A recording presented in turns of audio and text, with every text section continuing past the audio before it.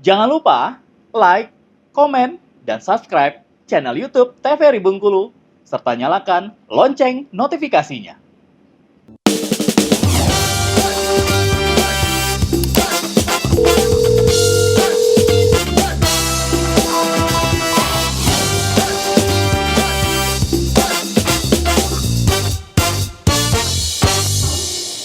Ya pemirsa, terima kasih Anda kembali menyaksikan Dokter Kita dengan tema hari ini blefaritis.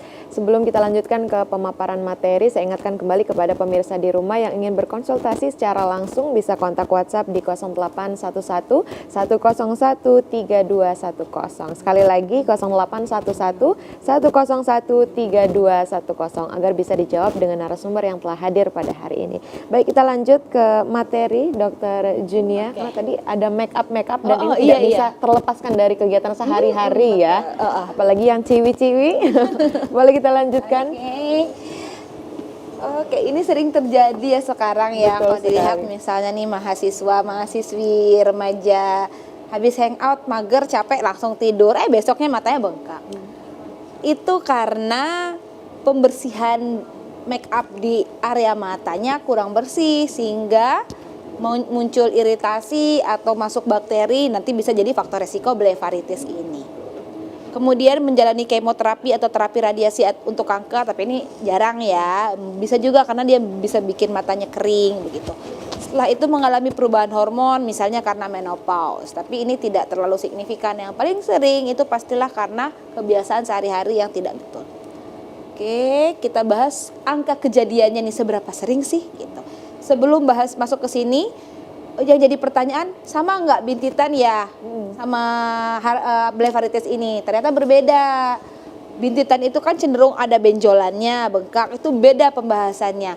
Walaupun sebenarnya mirip dan faktor resikonya kurang lebih sama-sama di kelopak, tapi ini berbeda dengan yang namanya bintitan tadi begitu. Nah, secara epidemiologi sebenarnya blefaritis ini mempengaruhi hingga 47% pasien dengan keluhan mata. Jadi hampir setengah ya keluhan mata itu rata-rata pertama itu di blefaritis, baru penyakit mata yang lain. Setelah itu rosacea ini seperti alergi ya, radang, inflamasi pada kulit biasanya. Salah satu faktor resiko yang mana 44% itu merupakan pasien blefaritis. Jadi dari 100 misalnya pasien rosacea, 44%-nya itu mengalami blefaritis. Dia berkaitan. Kalau di global, kalau di Amerika Serikat sendiri, 37-47% pasien yang berobat ke dokter mata itu memiliki gejala blefaritis. Kurang lebih sama ya, ini hampir setengahnya. Kalau di Korsel sendiri mencapai 1,1 per 100 orang. Lumayan tinggi. Nah, pada pasien dengan dry eye syndrome, ini yang kita bahas tadi ya, sindrom mata kering. Jadi matanya cenderung kering, keluhannya kalau kering itu gatel, cenderung dikucek-kucek, rasanya tidak nyaman saat berkedip karena matanya kering. Dilaporkan lebih dari sepertiga mengalami blefaritis. Berarti dry eye syndrome juga salah satu faktor resiko untuk terjadinya blefaritis. Kejadian disfungsi kelenjar meibom atau kelenjar yang ada di kelopak mata sendiri meningkat seiring usia, terutama di atas 50 tahun. Faktor resikonya adalah usia lanjut juga untuk terjadinya kejadian blefaritis ini. Kalau di Indonesia sendiri atau di Bengkulu kalau ditanyain, saya belum bisa jawab karena belum ada data nih yang saya dapatkan. Mungkin nanti next kita akan cari lebih dalam ya. Oke, ini klasifikasinya. Blefaritis itu ada yang anterior, nanti ada yang bukan anterior. Nah, kita bahas yang anterior dulu, bagian depan. Umumnya itu berada di kelopak mata bagian luar. Contohnya ya, itu kelihatan bagian luarnya. Jadi kelopak mata kan buka tutup ya, ada bagian kalau seperti ini, ada bagian luar, ini bulu mata, ada bagian dalam. Nah, kita bahas yang bagian luar dahulu.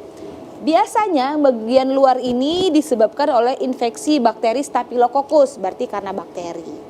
Bakterinya dari mana? Ya dari tadi, penggunaan make up, kemudian dikucek, atau kelenjarnya sendiri dia meradang akhirnya mudah masuk bakteri, atau ada gangguan dari kelenjarnya sehingga memudahkan masuk bakteri, itu multifaktorial atau banyak faktor resikonya. Atau reaksi alergi, misal karena larutan lensa kontak, obat tetes mata yang tidak sesuai, setelah itu riasan mata. Nah, pemirsa di rumah perlu diketahui untuk obat tetes mata. Jadi pertanyaan, ya kan obat, kenapa kok jadi faktor risiko? Kalau pemirsa di rumah itu lebih teliti, obat tetes mata itu ada masa jangkanya yang bisa dipakai. Misalnya dibuka sekarang, itu pemakaiannya biasanya 3 bulan, tidak boleh lebih dari itu. Kenapa? Itu kan itu cairan tuh tetes mata. Kalau udah dibuka terlalu lama, misalnya sakit matanya 3 hari kita pakai atau 4 hari, terus kita simpan nih, mau dipakai lagi ntar gitu, 6 bulan lagi itu tidak baik atau tidak bagus. Karena cairan itu bisa terkontaminasi. Bakteri ya. Betul, ada masa jangka penggunaannya. Jadi tolong diperhatikan lagi karena kadang kita sering acuh nih. Ya udahlah ya, masih bagus tertutup rapi, pakai lagi. Ternyata itu merupakan salah satu faktor resiko untuk menyebabkan infeksi pada mata. Kalau untuk alergi terhadap makanan dia berpengaruh nggak dokter? Oke, kalau alergi terhadap makanan biasanya reaksinya lebih ke bengkak ya. Kalau alerginya mereda biasanya gejalanya juga langsung reda. Tidak langsung menyebabkan blefaritis. Kecuali alerginya nanti seperti ada muncul krusta atau kayak berkerak-kerak, itu bisa jadi faktor resikonya. Betul. Setelah itu infeksi kutu atau parasit seperti Demodex di bulu mata. Jangan salah pemirsa di rumah, ternyata kutu itu bisa juga ada di bulu mata. Bisa bertelur juga di bulu mata. Apakah kejadiannya ada? Ada. Apakah sering ditemukan? Mungkin tidak terlalu sering tapi ada.